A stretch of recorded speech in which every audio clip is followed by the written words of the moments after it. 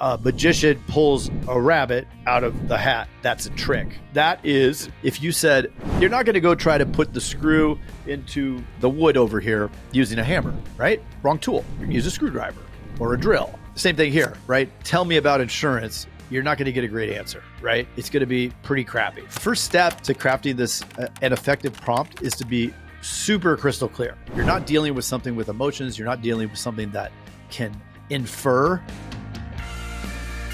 The art of prompting for ChatGPT, we talked about it. You got the handout if you listened to the last episode. If you didn't, well, no worries. There's one down below. Same thing. Right down below, just click the link. So you're an agent, like me, PNC agent probably, maybe a life agent. Either way, that's awesome. Are you ready for some cold, hard fact bombs? The robots are coming, my friends, and they're not just here to take your jobs, they're here to steal your clients too. That's right. The AI revolution is upon us, and if you're not prepared, your agency could be the next casualty. But fear not, because in today's episode, I'm going to arm you with the knowledge and the tools you need, not just to survive, but to thrive in the face of this existential opportunity. Are you ready? Let's go. So in today's episode, we're going to dive deep into the art and science of prompting. We're going to explore 8 crucial steps that are going to help you get the most out of interactions with your AI tools, from ChatGPT to custom built solutions, whatever's out there, right? So grab a pen and paper because you're about to learn the secrets to becoming a master prompter. Now grab your sheet, click down in the bottom if you haven't done it already. And you can hit pause. That's fine. Hit pause and just go get it. Step 1 is be clear and specific. Now, a lot of these things are really going to help you in your marriage too. But in your dialogue with any of the LLMs, especially ChatGPT, you want to make sure you're clear and specific.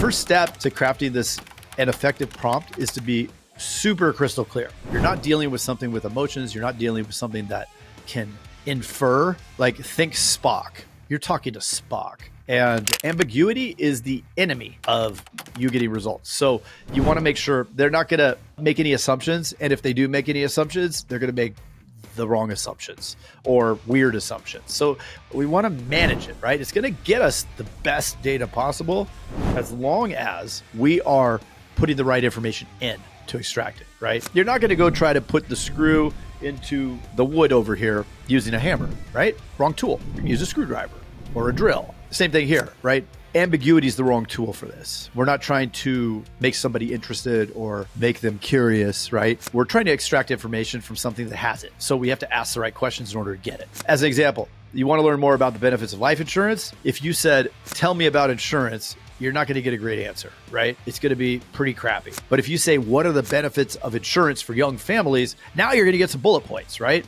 Now you have something that you could write an article about or that you could put in. You could then take those 3 bullet points. We'll get down to that when we get there. But the key is being specific. So don't leave room for any interpretation, any misinterpretation, because that's what it will likely be. And the more targeted that the question is, the more targeted the response is going to be. So, garbage in, garbage out, precision in, precision out. So that's great. Provide context. Context is so important here. Context is king when it comes to prompting. So the more background information you can provide, the better equipped the AI is going to be to understand the nuances of the request and give you that golden response that you want. Think about asking a question of somebody that is like in the middle of a process, but not giving them the steps prior to that question, right? They're not going to understand what to say. So it's the same thing here. Every time you're talking to this thing, for the most part, it doesn't have much memory. So it's not going to remember that prior conversation. So you want to make sure that you provide it enough that it can infer from that, right? So really cool. Again, like think about like term life. What is term life insurance is going to give you a response, right? But if you add some context like this, explain the benefits of term life insurance for a 30-year-old non-smoker. Now you're giving it really, really detailed context. So think about the situation that you're asking it in and for, and you want to make sure that you supply all of the details. Now there's some of them, like some of the graphics generators are a little different where it wants shorter, more concise. But for all intents and purposes, with ChatGPT, I believe you can put in like 120,000 token prompt, which is like 100,000 words-ish, something like that. Number 3 is great. Use simple language. When it comes to prompting, simplicity is your friend. So you don't want to use jargon. You don't want to use technical terms. You don't want to use complex language. Like, it can come up with complex language, but don't give it to it so it has to unwind what you're writing, right? Think second, third grade level, fifth grade level, something that's really clear and really easy to read, because the easier you make it for it, the more effort it can put on the output instead of trying to understand it and then miss the mark, right? Hopefully have it get it in one shot, right? The first shot. But you often, and like many times, we're going to ask again, and keep whittling it down because you're not going to lose it. For example, here, can you elucidate the operational mechanisms of life insurance? Why would you say that? I don't think anybody ever would, but if you did, it's probably not going to get you the best response, right? Because it's a little, So how does life insurance work? That'd be great, right? Now, in relation to the prior questions, you probably might be thinking, hey, that question's a little too short or not clear enough. And you're right. But for this example and for this point, it's just to help you out there. So step 4, ask one question at a time. I'm bad at this. I do it. I cram a lot of questions in. I will number them if I do cram multiple questions in. So be careful with that. What I've found most recently that's become more effective is if I type out the questions or I voice to text the questions out so that I have them, then I'll copy and paste each one individually. And it is just going to put more energy into each question. If you gave it 5 questions numbered, likely it's going to answer all of them, but you're going to get much less meat on that bone. So you want to make sure you go one at a time. Again, another example, I wasn't very creative when I was coming up with my stuff, but it's just to prove the point.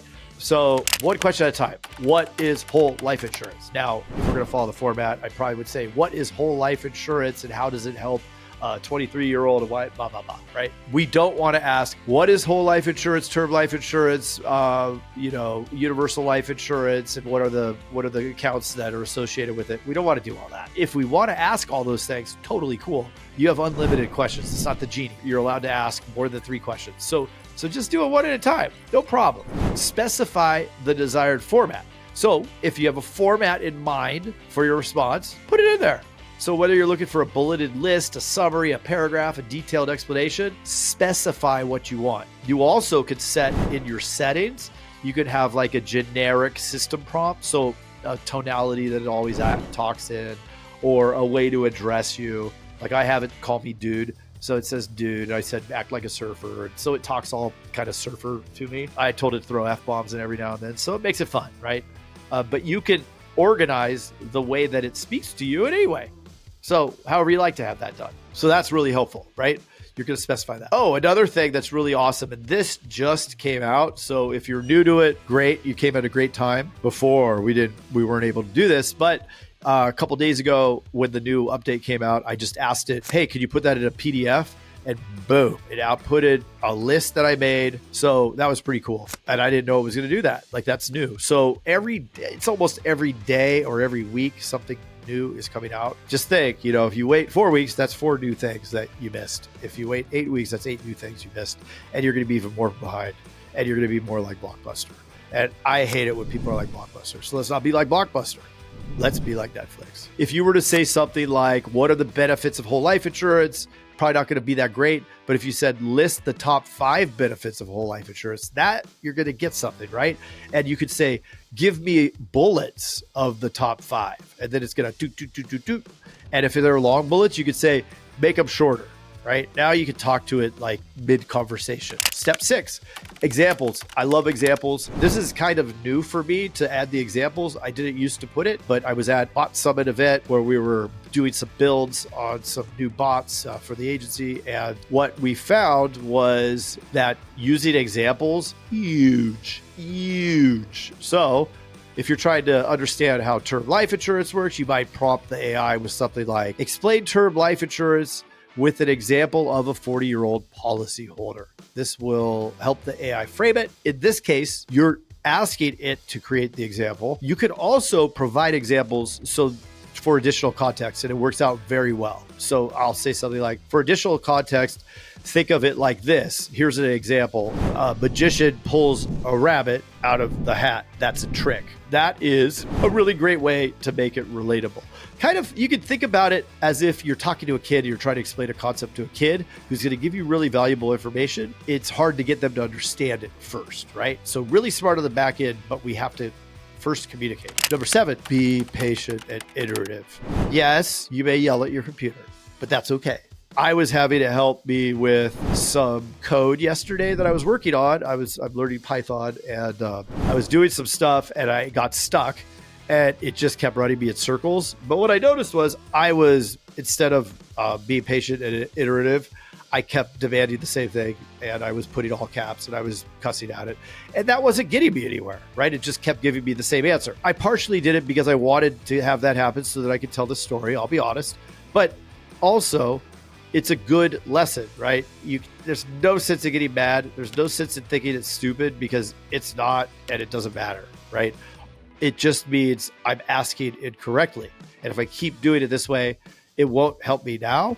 And if I keep doing this way in the future, it probably won't work. So we want to stick to things that work. So that is number 7. Let's go to number 8. We will bring this baby home. So use follow-up questions. Don't be afraid to use follow-up questions. That can help you dig deeper. So just like a human conversation, follow-up questions are a great way to keep the discussion flowing, right? You're going to ensure that you're getting the most value. The thing will come up with more stuff. You can do something like, let's say you have it help you write a post, right?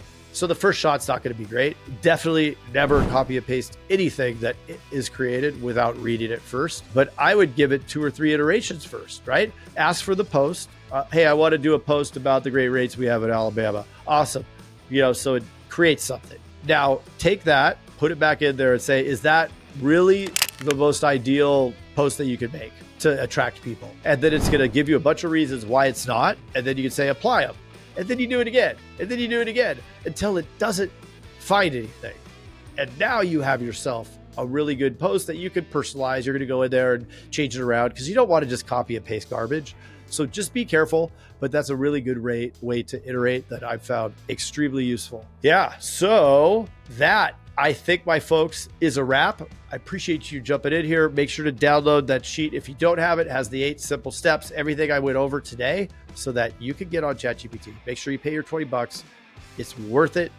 It is a no-brainer. You get access to that 4.0. I don't work for them. I don't get anything by saying this. It's that important, because the folks that don't do it are the ones that are going to be sitting at home pretty soon. So thanks a lot, folks, and appreciate it. We will talk soon. Be good.